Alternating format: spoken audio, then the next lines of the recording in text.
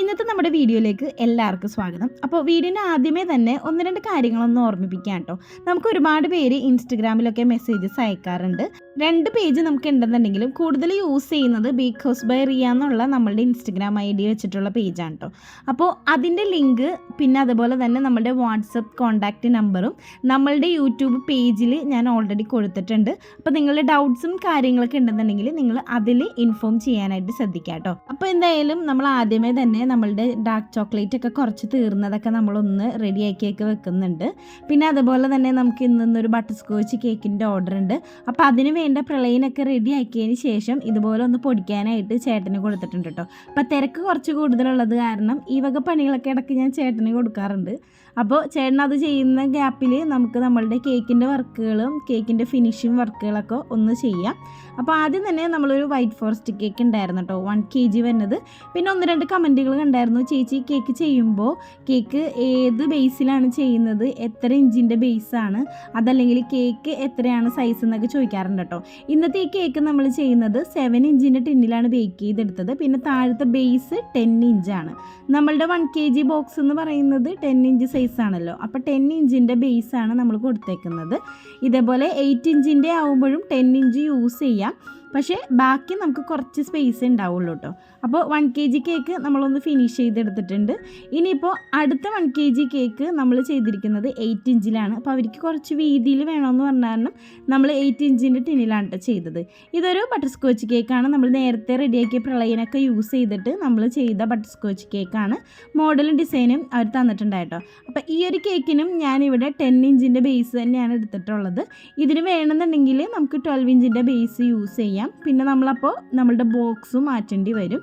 പക്ഷേ നമുക്ക് അടിയിൽ വലിയ വിപ്പിംഗ് ക്രീമിൻ്റെ ഡിസൈനൊന്നും ഇല്ലെന്നുണ്ടെന്നുണ്ടെങ്കിൽ ഇതേപോലെ 10 ഇഞ്ചിൻ്റെ ബോക്സ് തന്നെ യൂസ് ചെയ്യുന്നതാണ് കേട്ടോ നല്ലത്.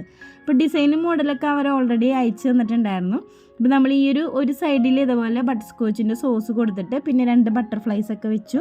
പിന്നെ നമ്മളുടെ മെസ്സേജും എഴുതിയിട്ട് നമ്മൾ കേക്കൊന്ന് സെറ്റ് ചെയ്തിട്ടോ. ഇനി ഇതിൻ്റെ മേലിൽ കുറച്ച് ഷുഗർ ബീഡ്സും കൂടി ഇട്ട് കൊടുക്കാനുണ്ട്. അപ്പോൾ താഴെ ബേസിൽ നമ്മൾ വലിയ വിപ്പിംഗ് ക്രീമിൻ്റെ ഡിസൈനൊന്നും ഇല്ലാത്തത് കാരണം നമുക്ക് വലിയ ഇഷ്യൂ ഒന്നുമില്ല. പിന്നെ അതുപോലെ ഇത് ഒരു ചോക്കോ ബട്ടർ സ്കോച്ചിൻ്റെ കേക്കായിരുന്നു കേട്ടോ. ഇതും നമ്മൾ സെയിം 8 ഇഞ്ചിൻ്റെ ടിന്നിൽ തന്നെ ബേക്ക് ചെയ്തിട്ട് 10 ഇഞ്ചിൻ്റെ ബേസിലാണ് നമ്മൾ ഫിനിഷിങ് വർക്കൊക്കെ ചെയ്തെടുത്തേക്കുന്നത് കേട്ടോ. ഈ കേക്കുകളുടെ ഒന്നും ഡീറ്റെയിൽഡ് വീഡിയോ എടുക്കാനായിട്ടുള്ള ടൈം കിട്ടിയില്ല കേട്ടോ. പിന്നെ നമുക്ക് ഇന്ന് ഉണ്ടായിരുന്നത് ഒരു ചോക്ലേറ്റ് കേക്കായിരുന്നു. ചോക്ലേറ്റ് കേക്ക് ഹാഫ് ബർത്ത്ഡേ കേക്കായിരുന്നു. അപ്പോൾ 4 ലെയറാണ് കൊടുത്തിട്ടുണ്ടായിരുന്നത്. ഇതിന് വേണമെന്നുണ്ടെങ്കിൽ നമുക്ക് സ്ക്വയർ ബേസോ അല്ലെങ്കിൽ റൗണ്ട് ബേസോ എന്തായാലും കുഴപ്പമില്ല.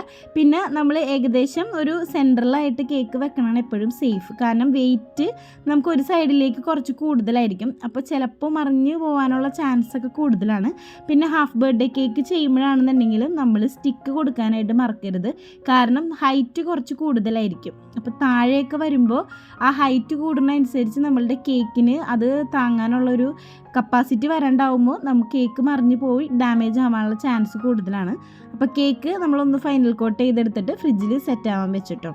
പിന്നെ നമുക്ക് ഉണ്ടായിരുന്നത് ഒരു വാഞ്ചോ കേക്കാണ്. വാഞ്ചോ കേക്കിന് ഇതുപോലെ ലൈറ്റ് പിങ്ക് ഷെയ്ഡാണ് കേട്ടോ കൊടുത്തത്.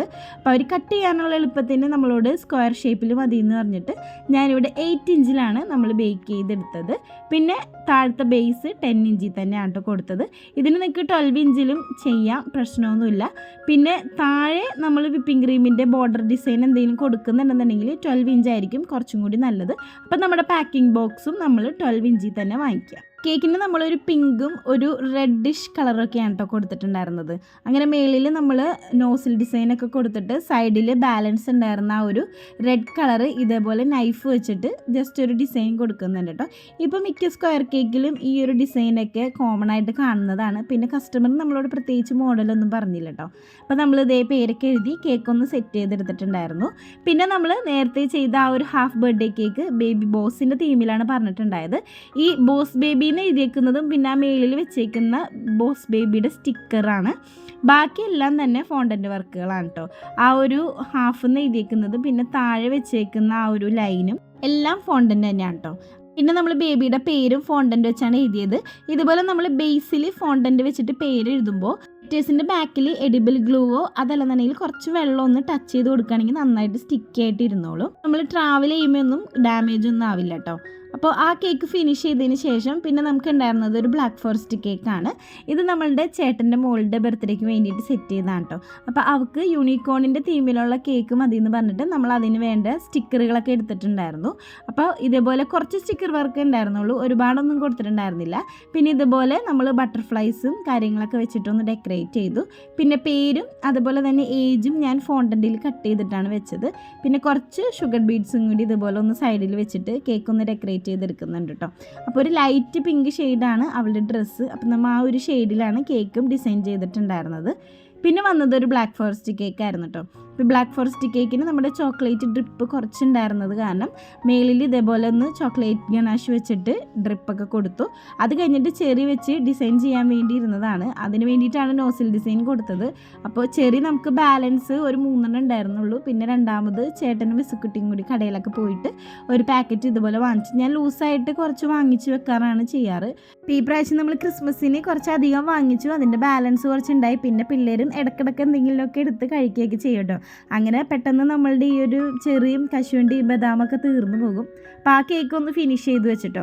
ഇനിയിപ്പോൾ നമുക്കൊരു വെഡ്ഡിങ് കേക്കാണ് ഉള്ളത്. അപ്പോൾ ഇന്നത്തെ ലാസ്റ്റ് കേക്ക് ഇതാണ് കേട്ടോ. അപ്പോൾ കേക്കിന് നമ്മൾ ഈ പ്രാവശ്യം ഫ്രഷ് ഫ്ലവേഴ്സാണ് കസ്റ്റമർ തന്നിട്ടുണ്ടായിരുന്ന ഡിസൈനും മോഡലൊക്കെ. ഈ ഒരു കളർ തീമിൽ ചെയ്യണമെന്ന് പറഞ്ഞിട്ടുണ്ടായിരുന്നു. പിന്നെ മോഡലും അവർ അയച്ചു തന്നിട്ടുണ്ടായിരുന്നു കേട്ടോ. അപ്പോൾ കേക്ക് ബ്ലാക്ക് ഫോറസ്റ്റ് കേക്കായിരുന്നു. താഴെ നമ്മൾ ഡെമ്മി മേലിൽ കേക്കുമാണ് കൊടുത്തത്. ഡെമ്മി 7x5 ആണ് സൈസ് വന്നേക്കുന്നത്. കേക്ക് ചെയ്തത് 5 ഇഞ്ചിൻ്റെ ടിന്നിലാണ് കേട്ടോ. അങ്ങനെ കേക്ക് ഒന്ന് സ്റ്റാക്ക് ചെയ്തു. നമ്മൾ 2 ടയർ കേക്ക് ചെയ്യുമ്പോൾ മസ്റ്റായിട്ട് നമ്മൾ ഇതുപോലെ സ്റ്റിക്ക് കൊടുക്കാനായിട്ട് മറക്കരുത് കേട്ടോ. അപ്പോൾ കേക്കിൽ കുറച്ച് ഷുഗർ ബീഡ്സ് ഒക്കെ വെച്ച് ഡെക്കറേറ്റ് ചെയ്തു. പിന്നെ ഫ്രഷ് ഫ്ലവേഴ്സും കൊടുത്തിട്ടോ. അപ്പോൾ ഫ്രഷ് ഫ്ലവേഴ്സ് നമുക്ക് കേക്കിൽ കുത്തി കൊടുക്കാനായിട്ട് കുഴപ്പമുണ്ടാവില്ല. താഴെ ഡെമ്മി വെക്കുമ്പോൾ നമുക്ക് ഫ്രഷ് ഫ്ലവേഴ്സ് വെക്കാൻ കുറച്ച് ബുദ്ധിമുട്ടായിരിക്കും. അപ്പോൾ ഇതുപോലെ ഫ്രഷ് ഫ്ലവേഴ്സിൻ്റെ ബാക്കിൽ ടൂത്ത് പിക്ക് കുത്തി കൊടുത്തിട്ട് നിങ്ങൾ ഡെമ്മിയിലേക്ക് വെക്കുകയാണെന്നുണ്ടെങ്കിൽ പെട്ടെന്ന് നമുക്ക് വെക്കാൻ പറ്റും കേട്ടോ. അപ്പോൾ കേക്ക് നമ്മൾ ഏകദേശം നമ്മുടെ ഫ്ലവേഴ്സും ലീവ്സൊക്കെ വെച്ചിട്ട് കേക്ക് ഒന്ന് ഡെക്കറേഷൻ ചെയ്തെടുത്തിട്ടുണ്ട് കേട്ടോ. അപ്പോൾ ഇനി നമുക്ക് കേക്ക് ഒന്ന് ഡെലിവറിയും കൂടി ചെയ്യാനുണ്ട്. ഇതായിരുന്നു ഫൈനൽ ലുക്ക്. ഇതിൻ്റെ മേലിൽ നമുക്കൊരു ടോപ്പറും കൂടി വെക്കാനുണ്ട്. അപ്പോൾ ടോപ്പർ നമ്മൾ അവിടെ ചെന്നിട്ടാണ് വെച്ചിട്ടുണ്ടായിരുന്നത്. വൈകിട്ട് ഒരു 5 മണിയാകുമ്പോഴേക്കും നമ്മളോട് അവിടെ ഹാളിൽ കൊണ്ടുപോയി സെറ്റ് ചെയ്യാൻ പറഞ്ഞു. അങ്ങനെ നമ്മൾ ഇതേ ടൈം ആയപ്പോഴേക്കും നമ്മൾ അവിടെ കൊണ്ടുപോയിട്ട് സെറ്റ് ചെയ്തു. അപ്പോൾ ഫോട്ടോസ് അധികം മര്യാദയ്ക്ക് എടുക്കാനായിട്ടുള്ളൊരു ടൈം കിട്ടിയില്ല കേട്ടോ. അപ്പോൾ എന്തായാലും നമ്മളുടെ വീഡിയോസ് ഇഷ്ടപ്പെടുകയാണെന്നുണ്ടെങ്കിൽ സബ്സ്ക്രൈബ് ചെയ്യാം കേട്ടോ. ടാറ്റാ.